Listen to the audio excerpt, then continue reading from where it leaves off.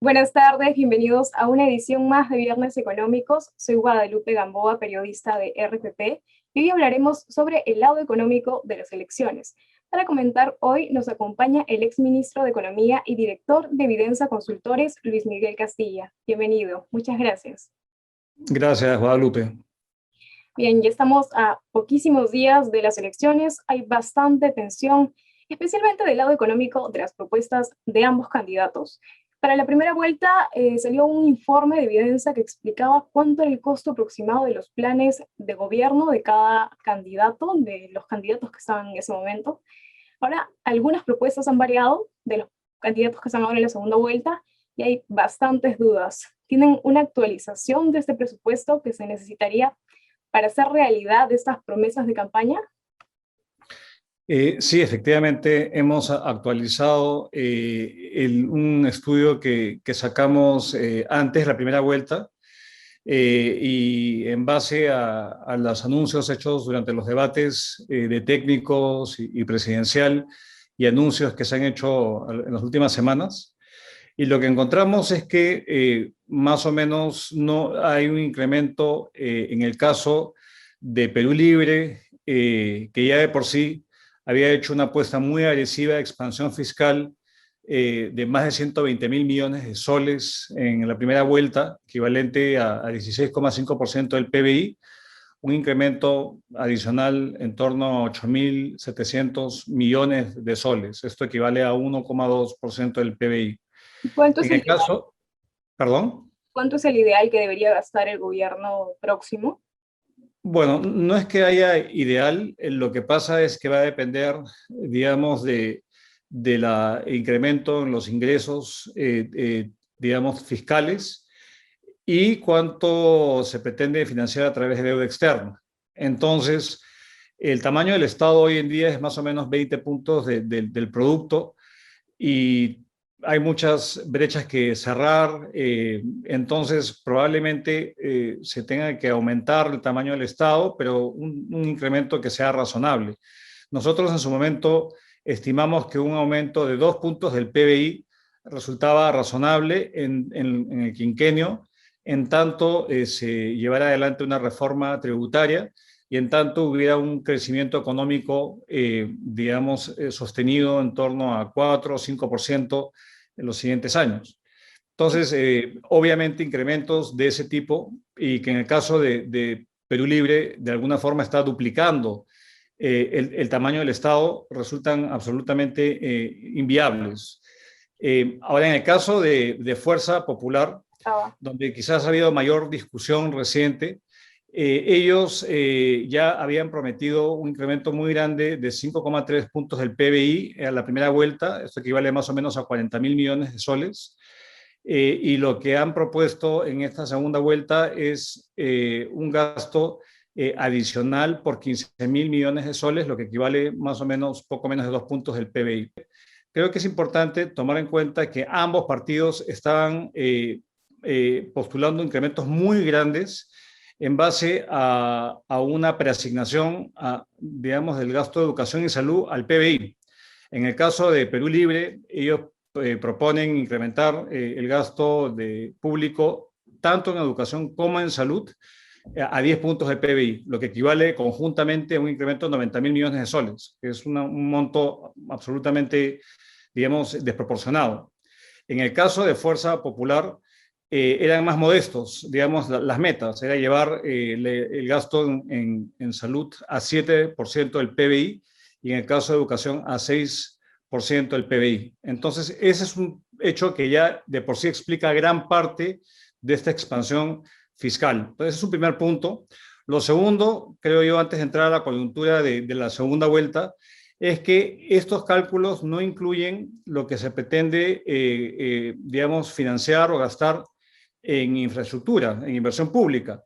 Entonces, hay una serie de anuncios que no guardan, no se condicen con la realidad de preasignar gran parte del presupuesto como porcentaje del PBI. Eso es antitécnico a nuestro criterio. una consulta respecto a los puntos que estaba comentando.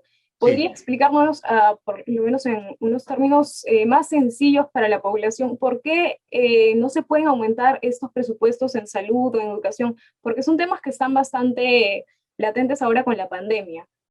¿Cuál es el problema con aumentar respecto a puntos del PBI? Lo que pasa es, Guadalupe, es que nosotros no podemos gastar más de los ingresos que tenemos. Hoy en día, los ingresos fiscales en total son más o menos 20% del PBI.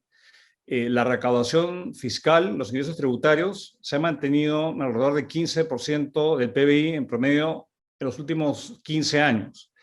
Entonces, pretender duplicar el tamaño del Estado sin tener fuentes de financiamiento y en particular ingresos permanentes, la única forma que se puede hacer es a través de una crisis macroeconómica. Cuando el Perú intentó hacer esto en la época del gobierno de Alan García en su primera administración, no tuvo que recurrir a la emisión inorgánica del Banco Central, vale decir, prestarse del Banco Central, y el Banco Central imprimía dinero. Y esto lo La que maquinita, ocasionó, que es. la famosa maquinita, y esto lo que ocasionó fue hiperinflación.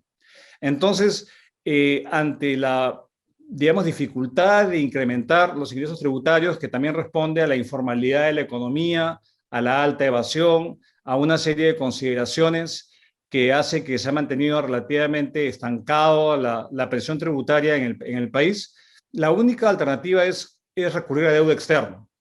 Y la deuda externa hoy en día ya se ha incrementado y no se puede seguir con un patrón ascendente, por lo que esto demostraría es que no hay un compromiso con la disciplina fiscal y se comenzaría, digamos, a perder esta credibilidad que tiene el manejo fiscal del país, donde, por ejemplo, durante la pandemia, el gobierno pudo salir y emitir bonos a los mercados internacionales de capital a tasas muy bajas y financiar su déficit.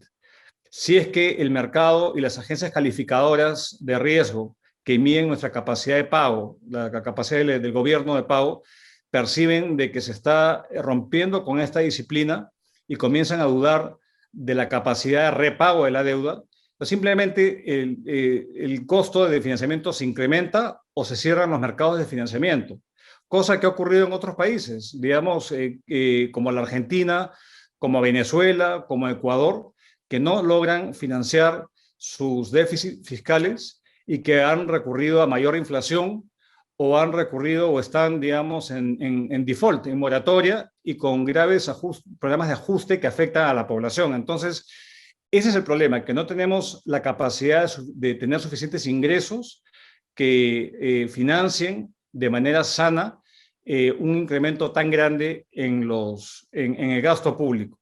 Por Entonces, eso, ejemplo, sí. Por ejemplo, se ha mencionado endeudamiento para, por ejemplo, los bonos que se han propuesto por el lado de Fuerza Popular o en otro tipo de propuestas que han hecho los otros candidatos. ¿Qué otros mecanismos se deberían usar para financiar estas promesas de campaña que quedan todavía en bastante duda? Porque no hay, no hay información de todo claro de cómo van a hacer para hacerlas posibles. Sí, a ver, yo quisiera clarificar porque yo creo que ha habido mucho debate en torno a las nuevas propuestas que han hecho los técnicos de Fuerza Popular. Y ahí la verdad es que me parece que ha habido quizás una sobrereacción, porque solamente si uno toma los programas sociales que está prometiendo Fuerza Popular, básicamente el incremento en pensión 65, este nuevo bono oxígeno para los deudos del COVID y otros programas adicionales, aumentar la cobertura de Jaliwarma a no solamente desayunos, sino también almuerzos. Esto más o menos suma 5.500 millones de soles en 5 años. Y esto equivale a 0,7, 0,8% del PBI. Y estos programas se pueden financiar con el presupuesto. Acordémonos que el presupuesto es más o menos en torno a 20% del PBI, entonces absorber 0,8, 0,7 es factible. Lo que no es factible es aumentar de un solo, digamos sin un incremento de los ingresos permanentes, este incremento tan grande que pudiera haber en el gasto de educación y salud, o en infraestructura, como comenté, que no se tiene claridad, pero que evidentemente cualquier gobierno va a querer financiar proyectos, digamos, de transporte, carreteras o trenes, como en el caso de Perú Libre. Entonces, la pregunta iba, ¿qué otro tipo o qué otra fuente de financiamiento? Es que no hay muchas fuentes de financiamiento. Básicamente diría que hay tres, que son las únicas que tiene el país. Uno son los impuestos generales que se pagan, el impuesto a la renta, el IGB, los selectivos, que el MEF, la SUNAT recauda y el Ministerio de Economía hace la política fiscal. Esa es una fuente. La otra fuente es el canon o las regalías, que básicamente es parte del impuesto a la renta. 50% del impuesto a la renta, por ejemplo, se le da a los gobiernos regionales y locales para que ellos puedan financiar, digamos, obras públicas. Esos son recursos directamente recaudados, que es una fuente más pequeña. Y la última es el endeudamiento. Entonces, esas son las únicas que hay. Entonces, la única fuente para una ampliación de gasto muy grande es la deuda, pero ahí hay límites. No se puede endeudarse de manera ilimitada. Por eso, los bonos, digamos, el gasto social que ha prometido Fuerza Popular es relativamente pequeño. Lo que se refiere al alivio tributario para las MIPES, el plan de impuesto cero, digamos, no es un monto muy significativo y es temporal. Eso, por ejemplo, sumaría 3.500 millones de soles de no cobrarse pues dos años el impuesto a la renta en el régimen MIPE tributario. Pero es temporal. Esto se supone que es por un tiempo acotado, 2 años en el caso de la MIPE. Estas líneas que ellos han prometido para financiar a las MIPES, también líneas de crédito, este programa que se llama Volver a Empezar, esto no necesariamente es gasto público, sería una garantía tipo reactiva Claro, es que un se le dinero que daría. regresa, que va a regresar al Estado finalmente. Correcto, y si se ejecuta la garantía, bueno, hay una probabilidad, pero no son los 10.000 millones de soles que se pretende colocar, sería pues un 20%, 2.000 millones de soles. Entonces, yo creo que esos montos son relativamente manejables. El punto central es que la apuesta de hacer una expansión de alguna forma indexada al PBI, eso no es buen manejo, digamos, fiscal. Y eso también Y tiene un eso, efecto en los usuarios, en los clientes, consumidores, en las personas de a pie, ¿no? mira, el efecto son dos tipos de efectos. Uno, que se genera mayor inflación, y eso Es obviamente, cierto. digamos, le quita poder adquisitivo a las familias, para empezar. Y lo otro es que cuando uno pierde el grado de inversión, que es la nota que se le pone como buen pagador al Estado, esto lo que hace es que el costo del financiamiento sea más caro. Tomar un crédito hipotecario va a ser mucho más caro de lo que es ahora, y esta restricción del financiamiento tiende a afectar pues a las familias, a las empresas. Una economía no puede, digamos, desarrollarse sin crédito, y un crédito que sea accesible. Entonces, hay efectos reales que afectan el bolsillo tanto de los individuos, las familias, como las empresas. Y todo esto complicaría y sería, en lugar de mejorar y beneficiar, digamos, a los peruanos, esto sería pues un claro retroceso.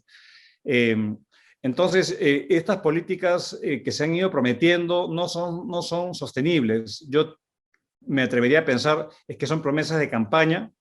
Y por otro lado, si se opta por un modelo de ruptura, eso implica, digamos, patear el tablero, y eso va a ahuyentar a la inversión y podríamos entrar en una corrida financiera, mayor nerviosismo, que ya efectivamente se está viendo con aumentos en el tipo de cambio y cosas que no queremos ver en nuestro país. Claro, hay que Entonces, tener en cuenta y siendo realistas que usualmente los candidatos no cumplen con las propuestas, con todas las propuestas planteadas.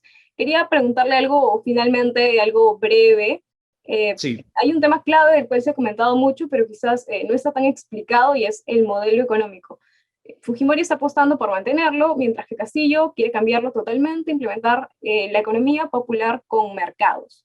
Pero es importante entender en breve qué es el modelo económico, qué implica. El modelo económico es una excelente pregunta porque el meollo, la gran apuesta del señor Castillo es una asamblea constituyente para tener una nueva constitución y básicamente, entre otros, cambiar el modelo económico y el capítulo económico de la constitución. Y en ese capítulo económico, ¿cuáles son los principales aspectos? Uno es el respeto a las libertades individuales, a la libertad de empresa, a las libertades individuales económicas, digamos, y se restringe el rol del Estado a un rol regulador y a un rol de proveer servicios de calidad, ojalá, en educación, en salud, en seguridad a la población. Pero la actividad, la generación de riqueza, se la deja al sector privado. Y eso se logra con un rol subsidiario en la economía. Básicamente el Estado no puede hacer actividad empresarial, salvo ley expresa que lo autorice, y es el sector privado que lo hace. Hay un trato igualitario entre inversionista extranjero y nacional. Hay autonomía en el Banco Central. No se puede pedirle estos préstamos prestados. El gobierno de turno al Banco Central está prohibido y hay autonomía constitucional. Los contratos entre privados tienen protección constitucional, lo que vale decir que una ley no puede cambiar los términos de contratos entre privados. Y esos son los principales aspectos que tiene el modelo económico actual. Lo que plantea Perú Libre es salirse de estos principios y darle al Estado un rol mucho más activo para generar riqueza y para distribuir la riqueza. Si uno quiere distribuir la riqueza, están los impuestos. Y uno puede hacer reformas tributarias sin no tener por qué cambiar la Constitución ni el modelo económico. Es cuestión de que haya un acuerdo en el Congreso y con la sociedad de cuál sería esas nuevas tasas impositivas para pagar, digamos, un Estado, digamos, más que redistribuya mejor. Entonces, en mi criterio, los problemas que tenemos no se resuelven cambiando el modelo económico. Ciertamente tenemos que darle mayor cohesión social, un Estado que funcione y quizá para las empresas y los individuos de mayores ingresos un mayor sentido de solidaridad, digamos, con los que menos tienen. Y eso, reitero, no necesariamente pasa por cambiar el modelo económico, sino perfeccionarlo y hacer que la ley se cumpla y que el Estado también sea funcional y cumpla los objetivos que tiene una economía social de mercado, en mi opinión. Bien, muchas gracias, señor Castilla. Estas precisiones han explicado bastante. Bien, eso ha sido todo por la entrevista de hoy, pero si desean más información pueden ingresar a www.rpp.pe. Gracias.